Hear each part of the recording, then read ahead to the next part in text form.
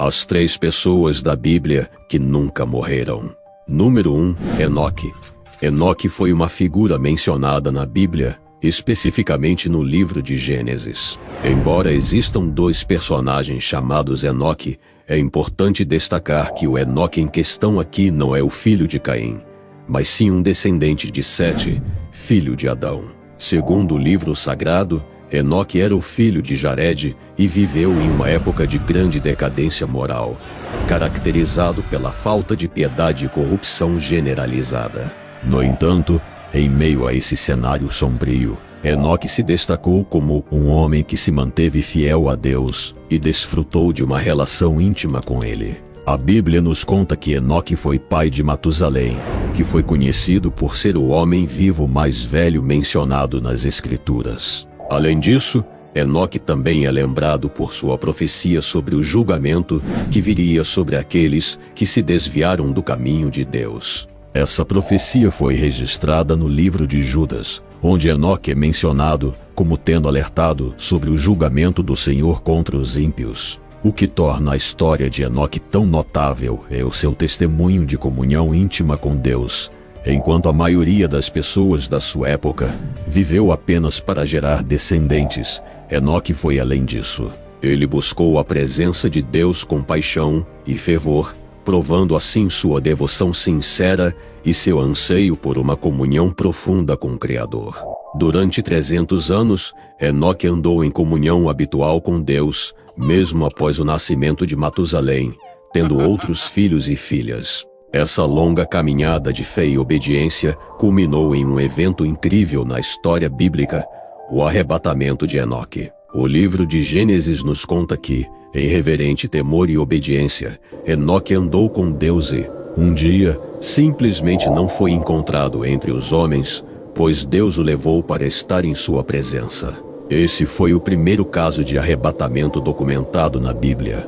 Mais tarde, no livro de Hebreus, Enoque é mencionado como alguém de quem o mundo não era digno. Sua fé agradou a Deus e ele foi arrebatado para que não experimentasse a morte. Isso é reforçado pelo testemunho registrado sobre Enoque. Ele andou com Deus. Essa afirmação nos convida a refletir sobre a importância de buscar uma comunhão genuína com o Senhor e agradá-lo através da fé.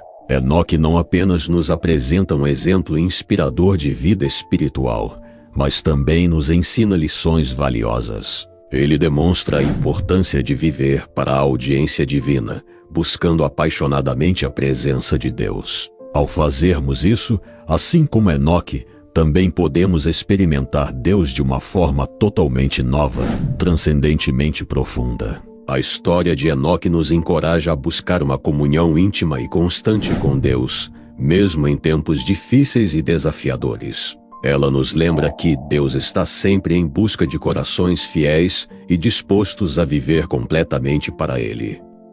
Número 2. Elias.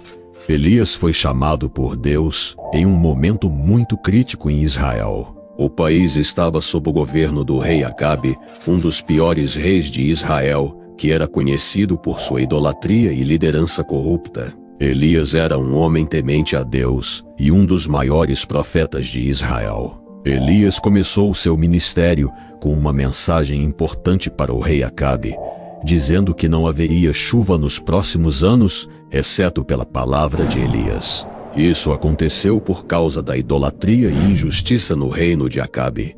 Elias então foi comandado por Deus a se esconder junto a um riacho, onde ali tinha água e era alimentado por corvos. Após uma época de seca, Deus instruiu Elias a ir até uma cidade chamada Sarepta. Lá, ele encontrou uma viúva que estava prestes a fazer sua última refeição com farinha e azeite antes de enfrentar a fome. Elias pediu a ela que fizesse um pão para ele primeiro, prometendo que a farinha e o azeite nunca acabariam.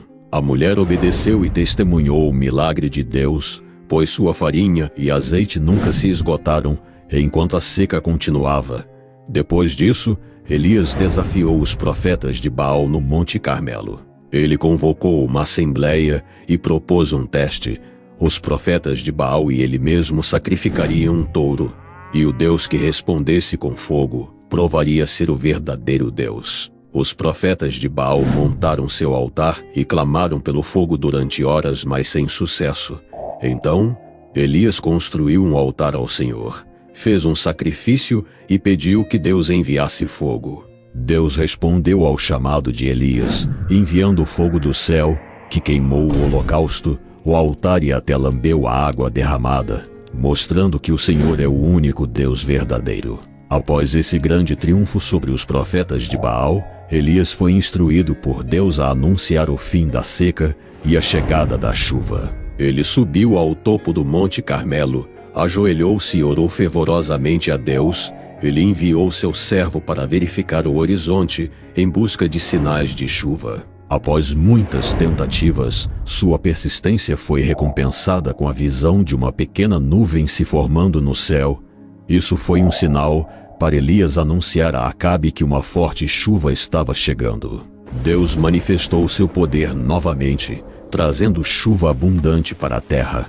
Apesar dos grandes sucessos e vitórias conquistadas por Elias em sua missão, ele também enfrentou oposição e perseguição. Ele teve que fugir da rainha Jezabel, que queria matá-lo. Durante sua fuga, Elias chegou ao deserto e, sentindo-se desesperançado e exausto, pediu a Deus que tirasse sua vida. No entanto, Deus enviou um anjo para fortalecê-lo com comida e água. Elias foi fortalecido e continuou sua jornada para o Monte Horebe, onde teve um encontro especial com Deus. No Monte Horebe, Elias entrou numa caverna e Deus falou com ele através de um sussurro suave. Deus renovou a comissão de Elias e deu-lhe instruções claras sobre o que deveria fazer a seguir. Elias voltou da caverna e encontrou Eliseu, que se tornaria seu discípulo e sucessor. Elias jogou seu manto sobre Eliseu, um sinal de que ele seria o próximo profeta. A vida de Elias terminou de maneira única e misteriosa. Deus revelou a Elias que sua partida estava próxima. Elias e Eliseu viajaram juntos a partir do Monte Horebe.